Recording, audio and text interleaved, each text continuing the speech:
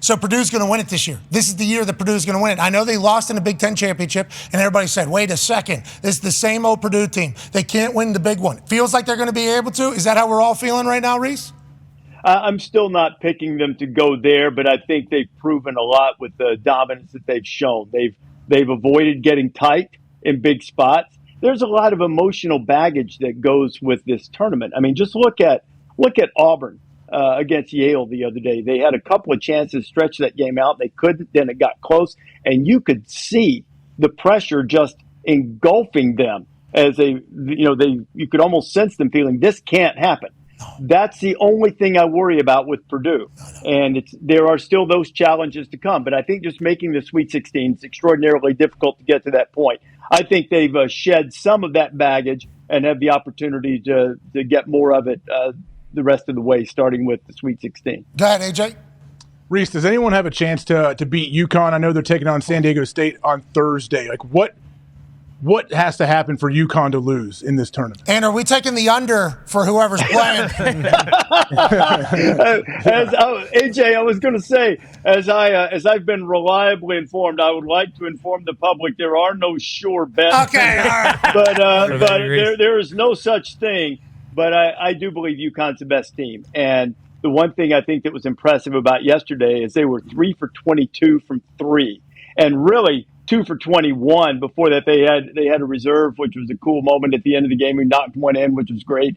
But they didn't shoot the ball well yesterday, and they still won quite easily. So you're going to have to play your A game, and they're probably going to have to give a good team their B to B plus game in order to lose. There are a few teams that can challenge them. Purdue's one of them for sure. I think Tennessee, could give them a hard time if it were to get to that. North Carolina, but I think they're the best team. Tone's got a question for you, Rece. Yeah, Rece, we were talking earlier, and Connor rattled off a ton of Cinderella teams and that have made it to the second weekend, and we were talking about how it feels like is this the most chalky tournament? When's the last time that it's been like this? Because, I mean, NC State's an 11 seed, but they don't really feel like an 11 seed, and then after that, Clemson's the lowest seed. I think it's 6. Like, all the 1s and 2s are still there. When's the last time that something like this has happened? It feels like it's been a while.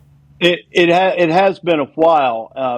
I think there was 1 seed line upset. Wow. If I remember correctly in the second round. I think that's right. It was Gonzaga over Kansas, and Gonzaga was probably in better shape than Kansas given the injuries at that point.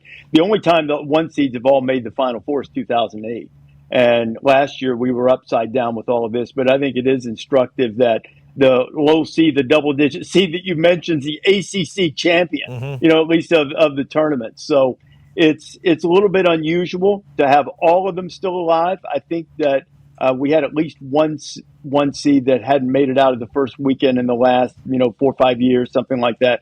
So it's a little bit unusual to see all of those teams make it there. But the good thing is that when you have that, you have really high-level games in the Sweet 16 and the Elite Eight. Okay, so we're looking at good stuff coming up because what we're hearing, Ty's got a question for you. Yeah, Rece, are you surprised at the kind of quote-unquote viewership records from the men's tournament this year? I think it's the most watched it's ever been. And going in, a lot of people are kind of speculating like, hey, this might be the year that the women's side outperforms the men's in terms of viewership, just with Caitlin Clark and some of the other stories there. But then, I mean, we had the couple upsets early on, but then this weekend, it was mostly, double-digit blowouts. Like, those games weren't that competitive, save a couple of them. Are you surprised that the viewership was what it was, or do you think this is kind of just par for the course and this is what we're going to get every year from here on forward?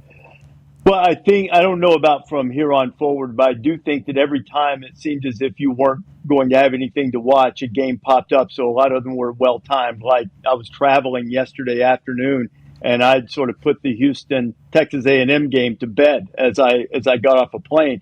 And then I got on a shuttle to check the final score, and they were in overtime. I was like, how did that happen? So I think there have been moments like that. You had the late Oregon-Creighton game the other night that went double overtime. There have been some well-timed, entertaining games. You've got big name brands that are still alive. If you're going to have an upset, you might as well have a giant name brand get upset, which will help viewership numbers with Kentucky. So, that I think all of those things have sort of put it together, and they should have great viewership this weekend too, with all of the name brands like Duke, Carolina, Purdue, and UConn and the rest. Rece, they're saying Iowa State. Rece, they're and that's shout out to Iowa, I guess. Oh yeah, Not bad. Okay, Iowa Hawkeye, they're shouting out Iowa State. Is Calipari getting $33 million? I heard $33 million. Are they? They're spelling his name wrong in the paper. In the paper, Front page. The front page of the paper, they're saying this guy sucks. Get him out of here. Yep. In Lexington, I do believe, spelling his name wrong on the paper that I assume has printed numerous happy ones with him. But what have you done for us lately, you Italian from Pittsburgh? They're trying to kick his ass out of town, right? He's gone. There are some who want that. I don't think that's particularly wise. Something else that was said on the show on Saturday got a little bit misconstrued. I said, and I do believe this, and I want to be precise in my language here. Please. There are only two people on the planet who have proven to be able to handle that job, because it is a giant one. One of them has the job now in Calipari. The other one's Rick Pitino. That's it. Now, are there others? Yes. But there's a lot that comes with that job. Cal understands how it works. But he needs to change. He needs to change, because at Kentucky, you have to win championships. You have to go to Final Four. What? And he needs to fix it, whatever it is. So I think that setting out a plan for what he wants to do to be able to improve their postseason performance that's a fair assessment of where Kentucky is, because they're Kentucky. And beyond that, I don't think it's wise to push out Calipari, but that is the buyout, $33 million. He's saying, you guys see how good that Oakland team was? Yeah. That Oakland team's pretty good. You're spelling my name wrong, trying to fire me. That Oakland team's pretty good.